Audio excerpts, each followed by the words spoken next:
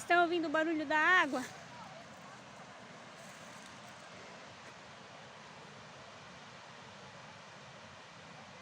Que lindo e maravilhoso esse tempo. Nós vamos passar aqui nessa trilha para chegar na cachoeira. Vamos junto nessa aventura, gente. Só de ouvir esse som, a gente já pode pensar que Deus realmente é maravilhoso. É isso.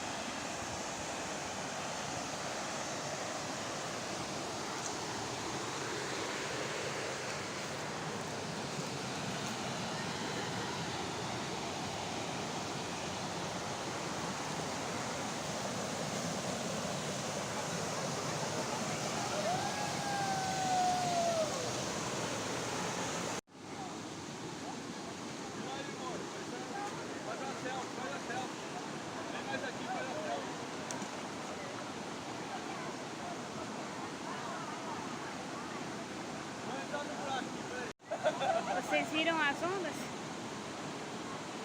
Uma pequena pedra forma muitas ondas. Imagina você com uma pequena atitude.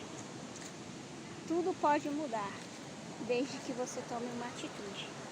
O menor gesto vai provocar uma reação. Que os gestos sejam gestos de bondade, de ternura e de compaixão. E imagine os efeitos que vão produzir no mundo inteiro. Você viu? Você viu o que o movimento de uma pequena pedra no oceano faz?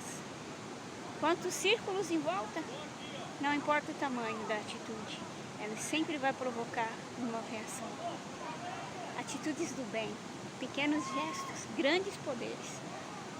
Que a gente possa tocar a vida das pessoas e a gente possa, com os nossos simples desejos, com as nossas pequenas atitudes, mudar o dia de alguém.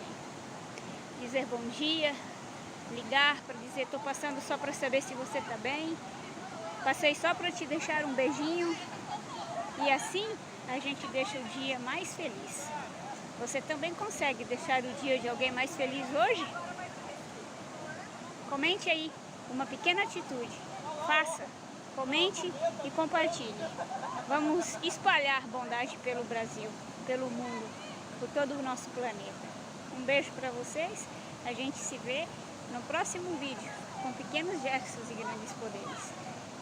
Não se esquece de deixar o seu like, se inscrever no nosso canal. Comente e compartilhe com seus amigos. Vamos levar uma mensagem de amor para todas as pessoas do mundo inteiro. Um beijo para você, paz e bem.